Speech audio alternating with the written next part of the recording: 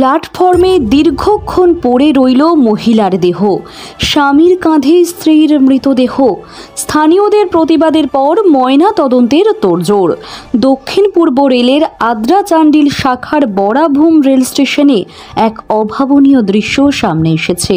এক মহিলা অসুস্থ হয়ে মৃত্যুর পর তার দেহ দীর্ঘ 6 ঘন্টারও বেশি সময় ধরে স্টেশনেই পড়েছিল। এই ঘটনায় রেল পুলিশের বিরুদ্ধে গাফিলতির অভিযোগ উঠেছে। আচ্ছা, কি হয়েছিল ঘটনাটা? আমরা যখন আমি বরাভূম থেকে বাড়ির থেকে যাচ্ছিলাম, আমি দেখলাম ওইখানে একটা কাপড়ে বাঁধা একজন শুয়ে আছে। ওকে জিজ্ঞাসা করলাম, বলছে এটা আমার স্ত্রী। এইখানে বলছে আমার ডেট হয়ে আছে, বলছে আমি নিয়ে যাব। তখন ওইখান থেকে স্যাররা বলে যে তুমি তুলে নিয়ে যাও। তখন আমি একটা ভিডিও বানাই, ভিডিওটা আমার কাছে আছে অলরেডি।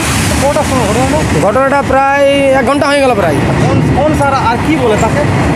ওই স্যাররা ছিল, সবাই রেলের স্টাফরা ছিল সবাই। মানে কোন স্টেশন এটা বরাভূম স্টেশন। হ্যাঁ, এটা বরাভূম স্টেশনের ঘটনা। আমি ঘর থেকে এসেছিলাম, ঘর থেকে আসার সময় আমি দেখি ওইখানে যে একজন এরকম ব্যক্তি এখানে শুয়ে আছে। আমি জিজ্ঞাসা করি, তখন সে বলে যে এখানে আমার বউ একটা ডেড হয়ে গেছে, মানে মারা গেছে বলছে ডাইরেক্ট। হ্যাঁ, তো বলছে আমি গুমো গাড়ি থেকে নামাইছি ওকে। তো গুমো গাড়ি তো প্রায় 7:30টার সময় গুমো গাড়ি, এখন প্রায় 12:30 বাজে, 1 ঘন্টার আগের ঘটনা। এখন 2টো বাজে। তো যদি 7:30টার সময় নামা হয় তাহলে লাস্টটা কি 2 নম্বর প্ল্যাটফর্মেই ছিল?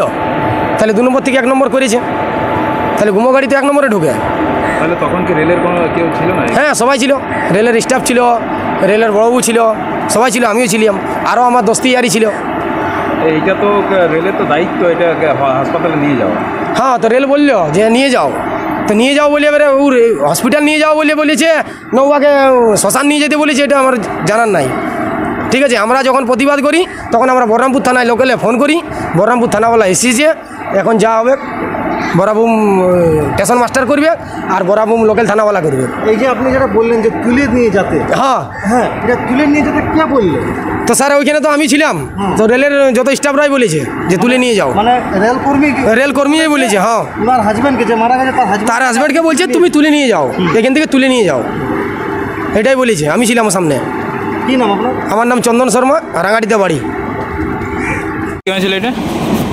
মারা গেল সকালবেলায়। সকালবেলায় কে কে বটে এটা? আমার পরিবারের? হঠাৎ মারা গেল, বেলার মধ্যে যাবো। বেলার কে হয় এটা? বাবু স্ত্রী হয়, বউ? কখন ঘটে ঘটনা? মানে 1 ঘন্টা হইলে 1-1.5 ঘন্টা। 1-1.5 ঘন্টা এই স্টেশনে? হ্যাঁ, এই স্টেশনে চিড়া ফিড়া সব জল তো নাই, সব দিয়ে ভেঙে দিলে স্টেশন। কী করবো ওনারা?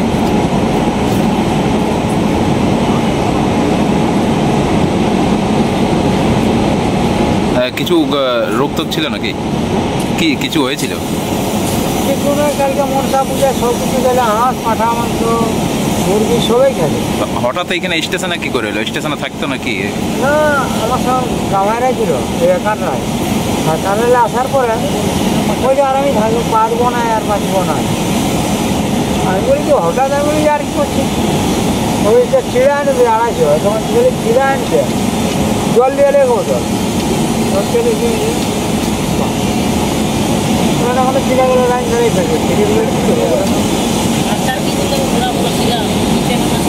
স্টেশন মাস্টার কি বললো? কারোর সঙ্গে দেখাই হয়, ওইখান থেকে নিয়ে আসতে বললো।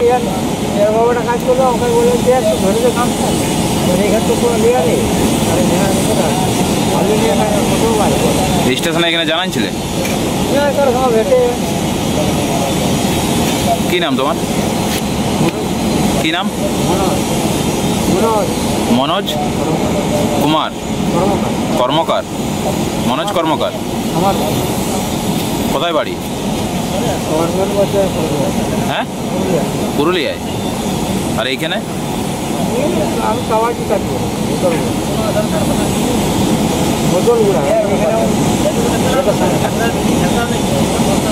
এইখানে কেন এসেছিল?